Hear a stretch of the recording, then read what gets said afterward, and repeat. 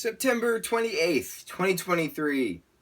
Journal entry number 20. It's been quite the summer of memories here with these journal entries. I'm telling you. Those haikus have been a challenge, I'm not going to lie, but we're almost done. 500 in total.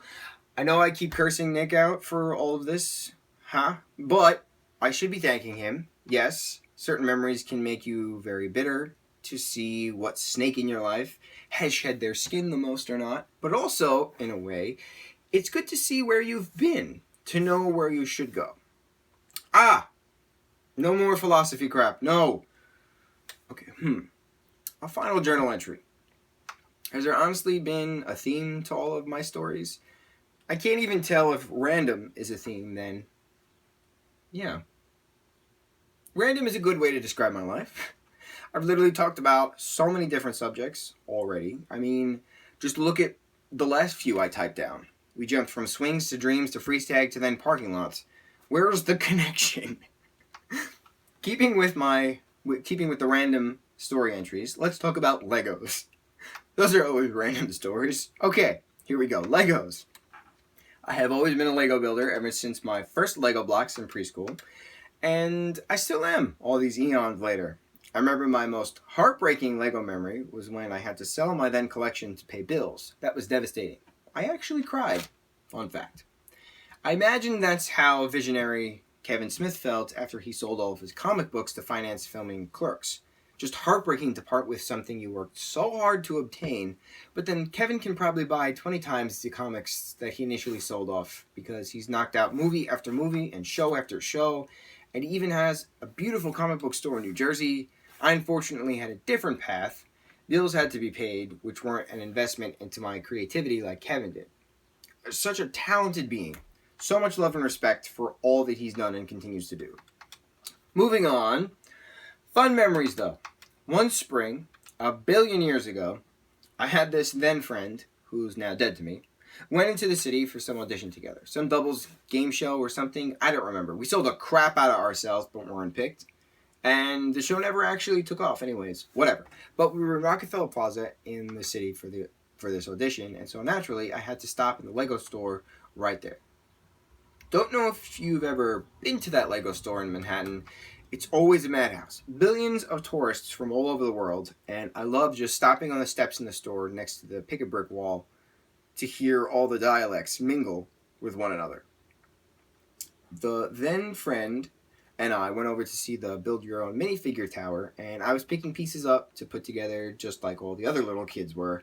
I was in my mid-20s at that time.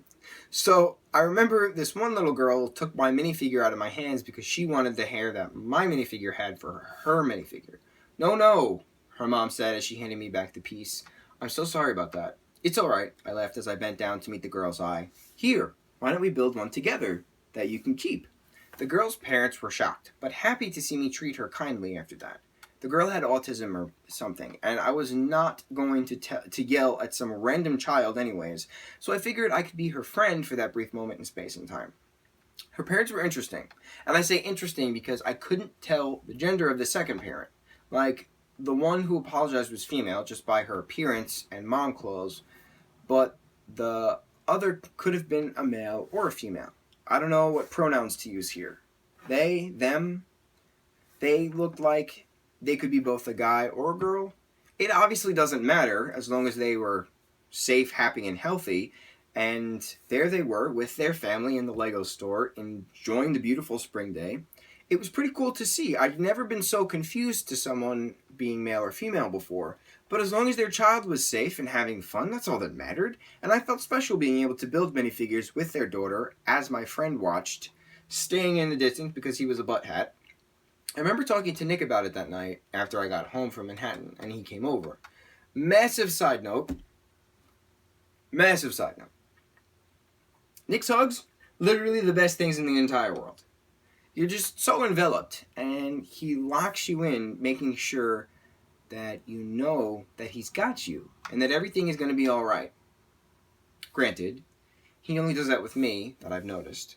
Now my mind is racing, and my heart is beating faster. Nick. My disgusting and butt-faced Nicholas Michael Taylor. that foopy-haired skateboarder I had to hang out with in Montauk all those centuries ago. Now, I ask this journal, and with the most sincerest statute of inquisitiveness, Nick and I, are we an asexual couple? Is that what this bromance has come to? Is that just what a bromance actually is? But like, I've had bromances before. And this thing with Nick, as I currently type in this current time period, Nick and I have something more than what I've had between other bros. I don't know what's going on right now. My mind's racing.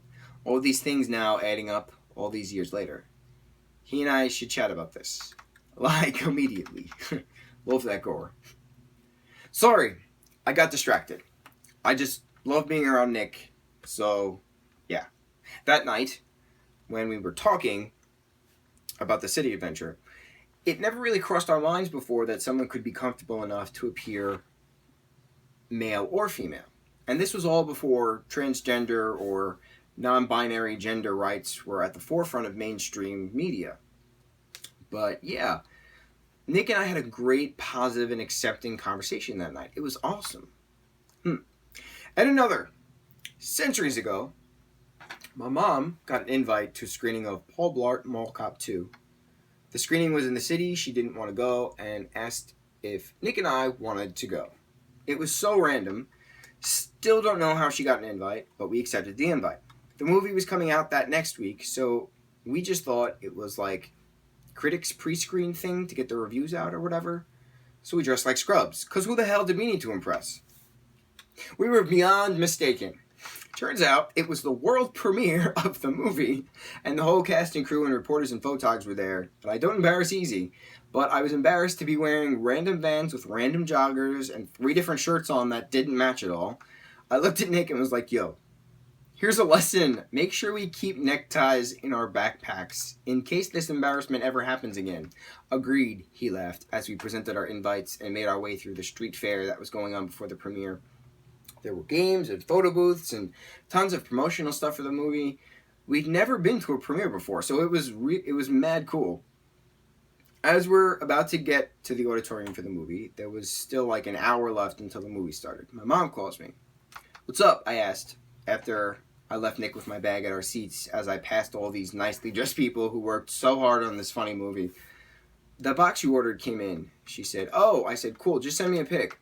She sent me a pic as we talked of the box that was housing my new Lego set in it that I had bought off some lady on eBay. Why is that corner bent? I asked, panicking because I wanted that box in beautiful condition. It came like this. She said, you want me to open it? I hate people opening my mail or packages. Like, that's mine, not yours. But I was panicking, so I had her open it and take pics. And the box was bent. I was devastated. I thanked her for showing me, and I ran to the nearest bathroom to throw water on my face and pee, since I wanted to pee before the movie anyways. So I'm not paying attention. I get to the restroom, throw water on my face, dry off with paper towels, and as I turn the corner to get to the urinals, I pass Kevin James. Mr. Paul Blart himself. Guy code. Don't effing talk in the bathroom unless it's an extreme emergency. So we ignored one another, as you're supposed to do, and I thought it was the funniest thing. It made sense why there were security guards in front of the restroom door when I got in, now that I thought about it.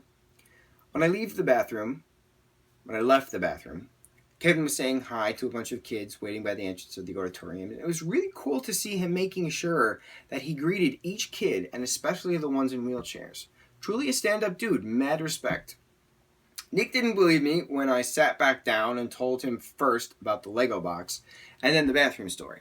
After a few laughs, he came to realize that I wasn't lying, and we continued to laugh throughout the movie's showing. It was really funny. And another Lego story. Centuries ago, I met this awesome dude on Instagram. His name was Buzz. Buzz lived in Ohio. Buzz stayed over a few times on Long Island. Buzz was fun. Oh, side effing note. It pisses me off when some effing tourist says in Long Island and not on Long Island. You live in an effing city, not on an effing city. And you live on an effing island, not in an effing island. But I digress. Okay, awesome. Moving on. So, one birthday, I had gone to my local Lego store and made Buzz a minifigure that looked just like him. It was awesome. Buzz loved it so much that he thought I actually ordered it for him, and I explained that I made a custom one for him for his birthday, and I made a custom one for me. Custom one of me for me. But he was confused and thought that he'd be getting the custom me as well. I don't remember how the confusion came to.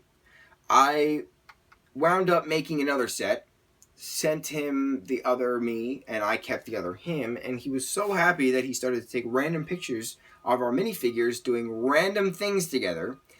And so I started taking random pics as well. It was very entertaining, and we even made our own Instagram page for our Brogan and Buzz adventures. Lego even featured some of our pics on a blog of theirs at one point too, which got us more followers. It was fun, but Buzz has an extremely short attention span, and seeing as he lives states away, it wasn't like we could just hang out constantly and keep up with these Lego pics. I found myself eventually being the one who would start conversations or whatever, and it killed me to cut him loose, but friendship is a two-way street, not a one-way street. I only stayed friends with him because I kept putting the effort in. That's not fair. I loved Buzz. Buzz from Ohio was awesome, but yeah, lesson here, kids. Friendships are like group projects. Not one singular person should be doing all the work to get the good grade. A group project is supposed to have influence from all parties. That's what's fair. Like Nick and I. I may claim to hate him and say how awful his face is, etc., but we're a perfect duo. We put the effort in. He has his dominant moments of protection, and then I'll have mine. We know each other's strengths and weaknesses, and we challenge one another to improve. Together, to learn. As a team, we flow. We work well together. I guess that's a good amount of stories for now. Not bad for my first stab at journaling, huh? I pray to the gods, old and new, that Nick doesn't challenge me to another 500 haiku thing again. That poop was nuts. I mean, I'm glad I can do it. True. But yeah, no more. One and done. Some words of wisdom before my final haikus. Make sure you floss and brush your teeth. Scrub your sweet spots in the shower. Stay inquisitive. Keep your mind open. Question everything. Never settle. And above all, just because you feel like all hope is lost and there's no farther place down to go, there's always a smaller sliver of hope still left to be lost. Not as inspirational as you thought some final thoughts would be, huh? Ha! Good! Life's a war. Be ready to fight. Fight for what's right. Fight the oppressors. Fight to live. Fight to laugh. Fight to love. And fight to question. Haikus!